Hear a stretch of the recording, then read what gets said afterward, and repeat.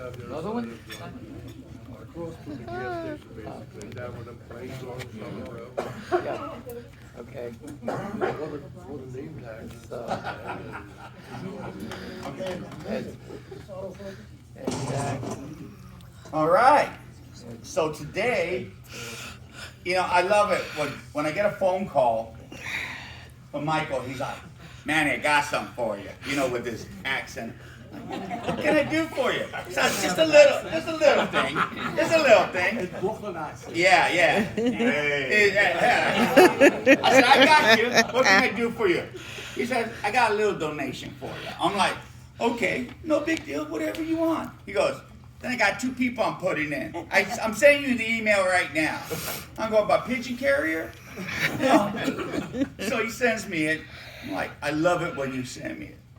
So today, we got a nominee here. Of course, it's by Michael. Edward C. Bookman. You guys, Manny, All right. his blanket's still. Yep.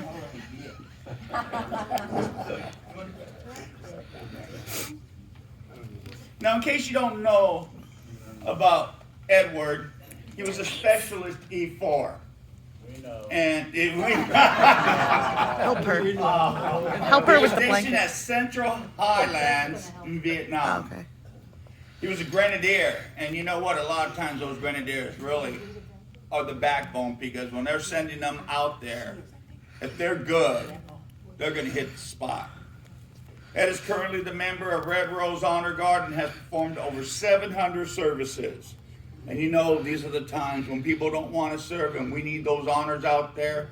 Those are the go-to guys. He's also the member of the VVA, Chapter 1008, and currently the chairman of the board of directors, and also the chapter's education committee doing school presentations. And I just happen to be at Elizabethtown, and they're doing an awesome job. So, thank you guys. Thank you for what you do. And I always like to start this off with welcome home. It means the world to me. And I tell this story all the time.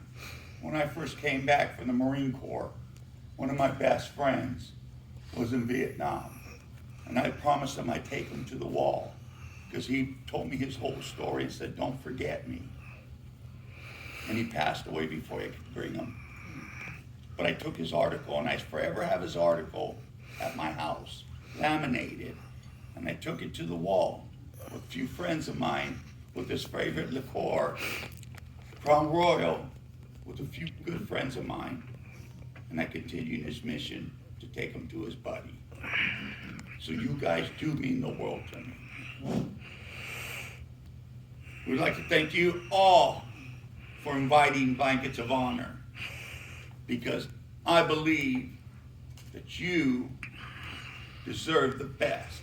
They say we have the greatest generation, but as I said, the greatest generation are you. You are the heroes, because you didn't get the homecoming you deserved. But yet you didn't squabble or cry or anything. You Charlie Mike. You continued your mission to wear the badge of honor. And you know what? Like the education board does. They go out there and they train and they show these kids, this is what it was like. This is what it means to be a Vietnam soldier. Edward Book, who served in the Bookman, served in the United States Army, and we are here to present you with the blanket of honor. He has served his country honorably and faithfully, and I'll tell you, your men love you. They truly do. So as we wrap this blanket around you, that means it has to get out of the bag. Not right, wait till the last minute.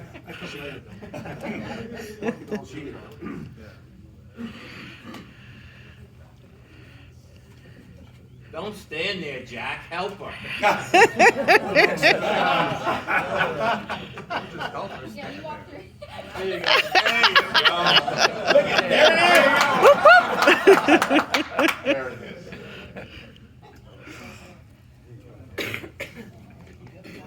is. So as we wrap this blanket around you, let it be known, you all are never alone, but especially you, Edward. You have served this country honorably and faithfully. And for that, we could not exist without people like yourself. We are brothers and sisters in arms, and for your service, you are truly not forgotten. Just like the threads in these blankets, we are woven together. And this brother and sisterhood, we have a bond that no one can break. And as I sit here and watch all of you, and I love watching you, I love going to a table and say, hey man, here, this and that. But that is the bond. It's those little stitches that go together that truly make us a family. Because I'll tell you what, somebody walked in and said this or that. I bet you all you would hear is those chairs squeaking back and going, what did you say? Because that's family. Just like the threads in these blankets are woven together, we have that bond and no one will break. Know that there are less than 3% that have served this great nation. And we're here to thank you again for that service and commitment. So again, we will never, ever forget your sacrifices. You will never, ever be treated like you were once. We love you for your love of country, but more importantly, the love of family. Came home, you built your family, you built your club, and you'll never let go. In closing, Jesus gives us scripture, and it's hard. And you probably have the hardest to really hold on to this, but you do. Jesus said, I give you a new commandment. Love one another as I have loved you. And there's knuckleheads out there to really try this. But you keep this to a standard just like you do your military career. So love one another. As any good presentation happens, your commanding officer or your good NCOIC would walk up and shake your hand and have your coin there. And then in the presentation, you would have your award or your DD-214, and you are truly not forgotten.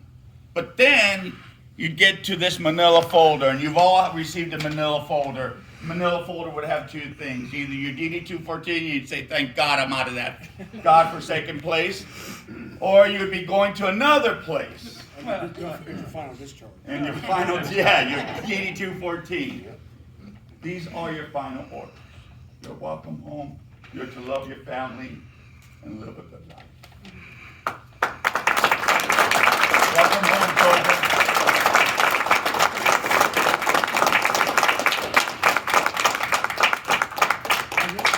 I just want to say one thing. I don't have a clue about this. This is too much. Anyways, you're supposed to.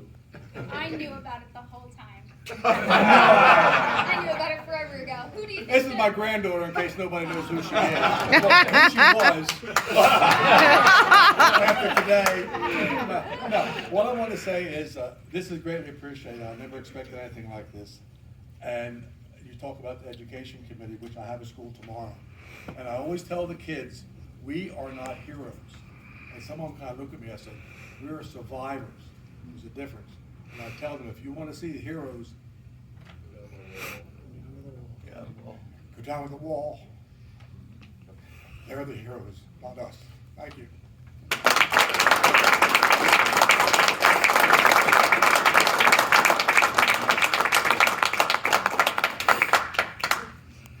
Ed, you can use that to keep your head warm.